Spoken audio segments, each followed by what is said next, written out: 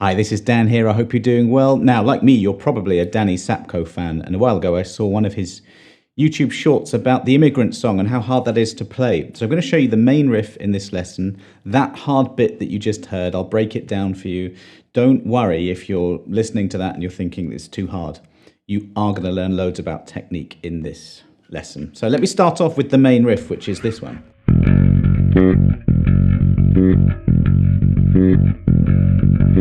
Such a great riff. So it's just an E, an F sharp on the second fret of the E string, and the F sharp an octave higher.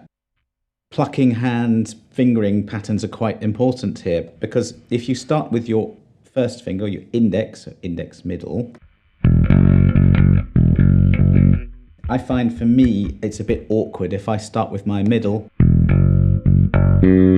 I can reach that octave much easier. So I'm going middle. I'll do it slowly.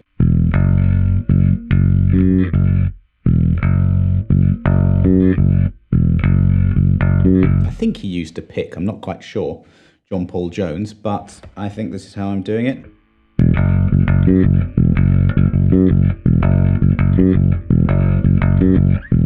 And then we get to this section, which is the hard bit. I'm going to break down the techniques here. There are a few we need. We have one finger per fret. We have alternate plucking. You have to use that to get this down. And there is a bit of a hand shift going on as well. Now all this is a Mixolydian mode. I'm going to show you a couple of exercises as well, but this is the line. The fingering pattern you need using this shape is 2-4, 1-2-4, 1-2-4, like this, slowly.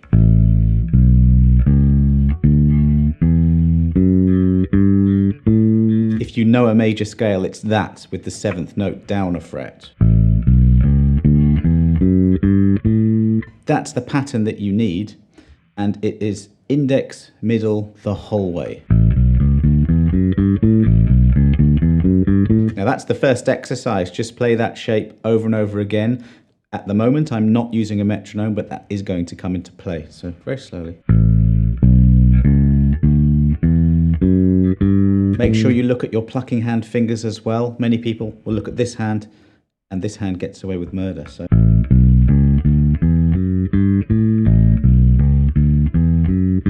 Notice the very last note is plucked with the middle finger. As you're plucking that note, get the index finger ready to play the A on the 5th fret of the E string, as the second finger is also ready. You need to have your fingers quite close to the fretboard at all times. I'll move a little bit so you can see what I'm doing here. Thumb is at the back of the neck, roughly behind that second finger.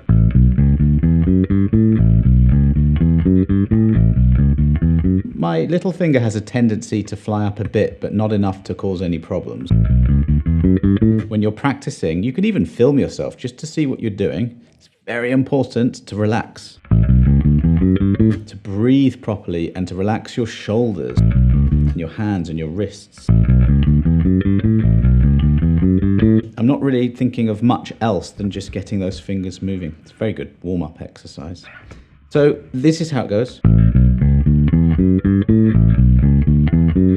You shift up 2 frets to the B and you do the same thing, same pattern, same everything. That's a B Mixolydian. Then you move up 1 fret and we have a C Mixolydian, and it's almost the same. Apart from this bit here. There's a chromatic bit at the end.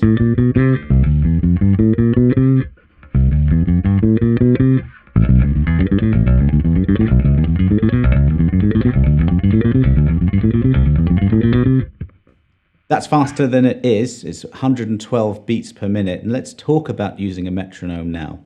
I'll show you a couple of exercises as well, just to get your technique going. I am going to incorporate more of this kind of stuff into my playing because I want to build up my strength and my stamina. If you do feel any strains and pains in your practice session doing this or any other similar exercise, probably time to stop for the day. This is 112 beats per minute. And this is an exercise, I'll shut that off actually for now. This is an exercise you can do, just the mixolydian up and down. All the tab you can see here is available for free, clicking the link below. By the way, if you do get anything from these lessons of mine, I've got loads and loads of them on my channel, please do subscribe because it keeps the lessons going. Thank you.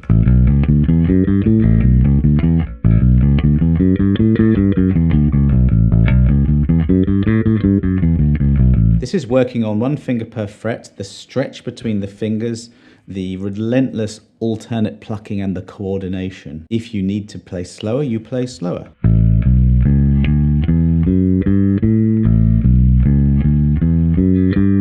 What speed is that? If I keep this going, I can drag, I'm using just Logic here as a metronome. Okay, that's 80 beats per minute, so 16th notes at that speed is.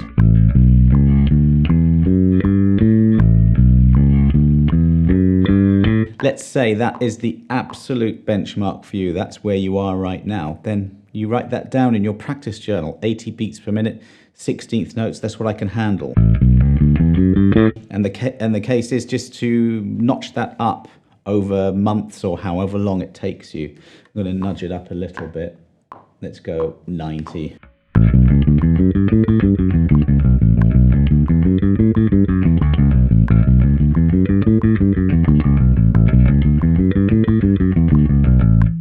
It's quite meditative when you get into it.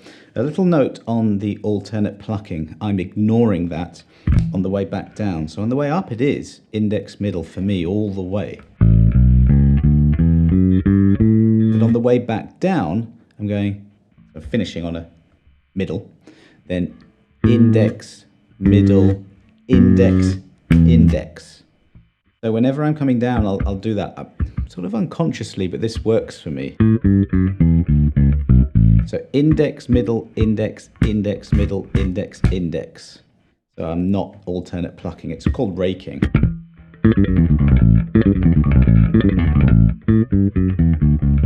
And the aim is to make sure that there's no discrepancies in tone and in volume, so it sounds like everything is really relentlessly plucked. Can do alternate plucking on the way down, it's just I can't do it, so I do that. So that's one exercise, just you can stay on the A, you can go up one fret.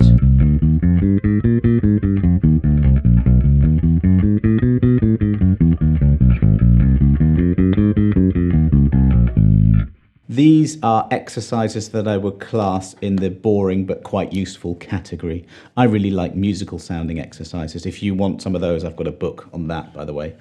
But I think these serve a purpose. I think they're really good. This is perhaps the most boring of all. It's a nearly chromatic exercise. You go up to the top, back down again. And really, it's keeping the wrist as straight as possible. You need a slight break in the wrist, but I'm not doing that. I'm just trying to keep it straight. I'm not pressing very hard, and I'm keeping a light touch. You can't be fast if you're really digging in. So keeping everything light, like I said, relaxing, breathing. You know, you tend to tense up when something is difficult, and that gets in the way of efficiency and speed. And then I love to get a metronome involved. So this speed, 1, 2, digga, digga, digga, digga, those are 16th notes.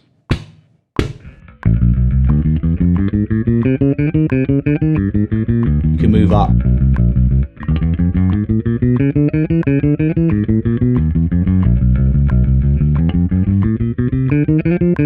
Stay on one string.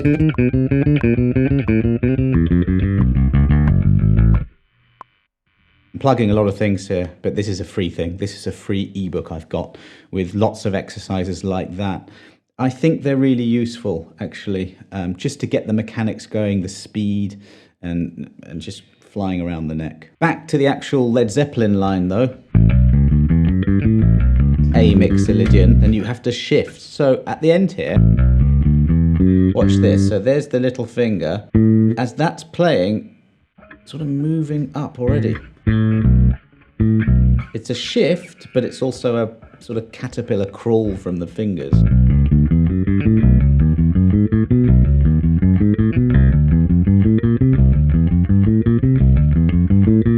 This is no metronome, of course, that's how I would play it.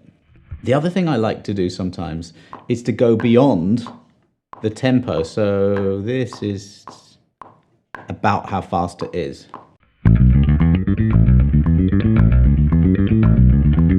Now, go beyond that if you can. If you can't, don't bother. That's 120. 1, 2, 3, 4.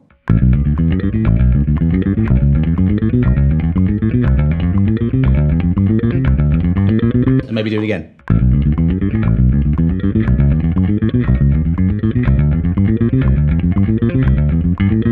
I'm starting to feel it there, so I would not push this too much, especially if you're feeling any pains in the joints and the tendons. It's really important not to push through any pain barriers.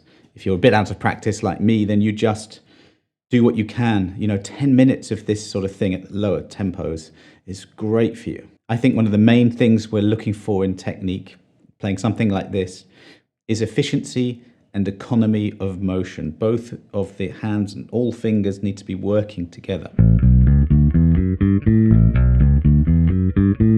So your fingers are always traveling to the next note, just a fraction before you're plucking it, and the same with the plucking hand fingers. Nothing is static, everything is on the move. And yes, I know I'm playing fast in this lesson, but the ironic thing is you actually have to slow down to get proper mechanics. So.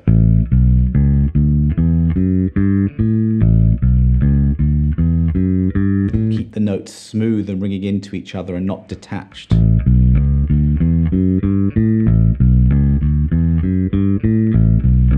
can do that exercise. Only when you can play it slowly and it sounds good can you build up speed. Don't even bother trying for speed if at a slower tempo you can't do it. So what I would do is get your metronome. This is 120. There's no real point playing anything if it's not in time. That's where your metronome comes in. 74 beats per minute now. Tick, tick. Do eighth notes.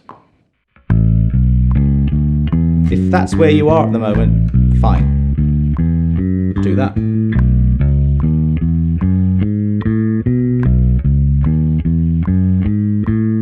Now, you want that metronome almost to be in you. You need to have a good internal clock. So when you're hearing the beats, tap your foot, nod your head, subdivide. It takes a bit of time to get used to a metronome.